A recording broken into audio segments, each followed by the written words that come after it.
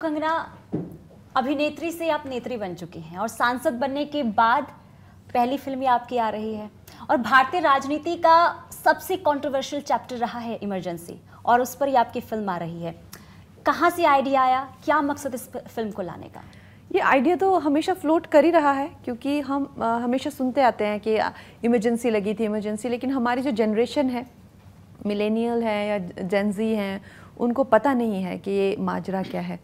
और मेरे लिए ये बहुत अच्छा एक विषय था कि मैं इस पे एक फ़िल्म बनाऊं और एक हमारे समाज के लिए भी एक जानकारी का विषय हो जाएगा कि किस तरह से हमारे संविधान के साथ खेला गया था और उसके क्या बाद में उसके क्या इफ़ेक्ट्स हुए और हमारी डेमोक्रेसी का हमारे लिए क्या मायने हैं। तो इस तरह की कई चीज़ें हैं और साथ में ही इसमें एक बहुत ही दिल दहला देने वाली कहानियां हैं और ख़ासकर एक महिला प्रधानमंत्री हैं।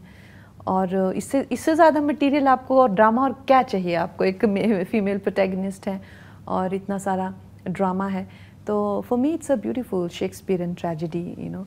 पर अब इस फिल्म को लेके बहुत ज़्यादा उतार चढ़ाव आ रहे हैं और बहुत ज़्यादा जो है, जैसे आपने देखा कि फ़िल्म को बैन भी कर दिया गया है, जबकि ये फ़िल्म बिल्कुल ऑथेंटिक है और ये नहीं कह रहे कि आपने कुछ गलत बनाया है, पर ये कह रहे हैं कि क्यों बनाया है।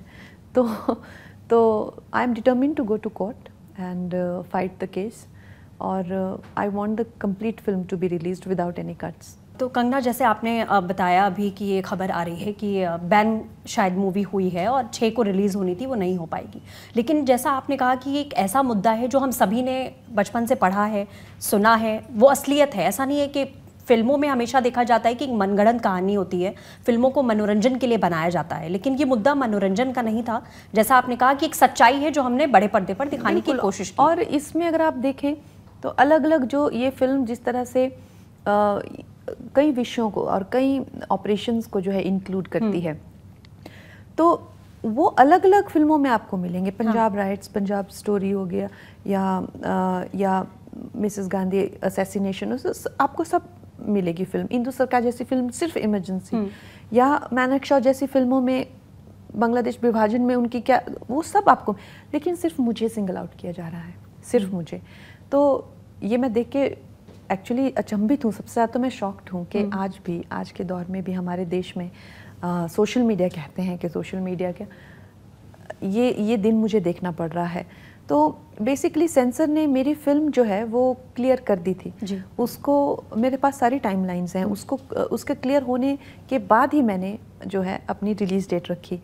लेकिन फिर ट्रेलर के बाद इतने ज़्यादा फ्रिंज ग्रुप्स के पेटिशंस आए एंड उनको तवज्जो देना पड़ता है।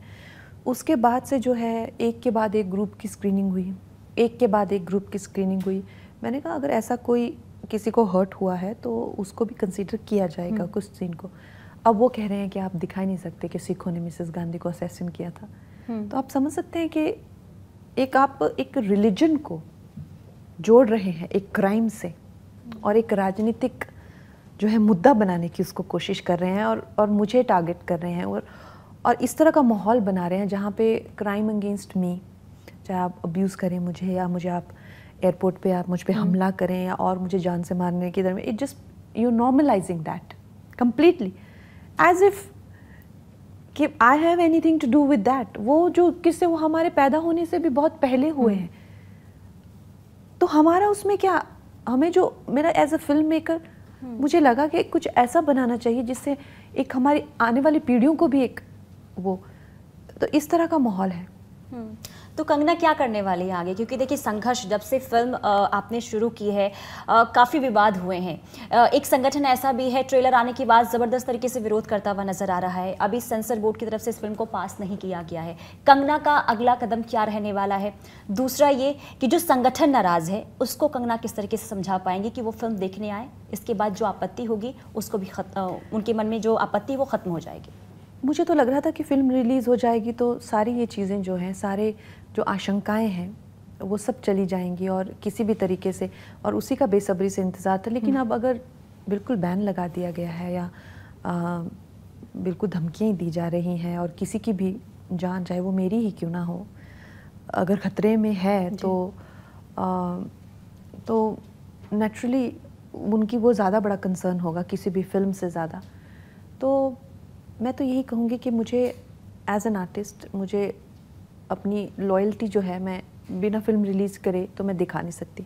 बाकी किसी भी धर्म को टारगेट करना या किसी भी समुदाय, उसके लिए मैंने फ़िल्म नहीं बनाई है।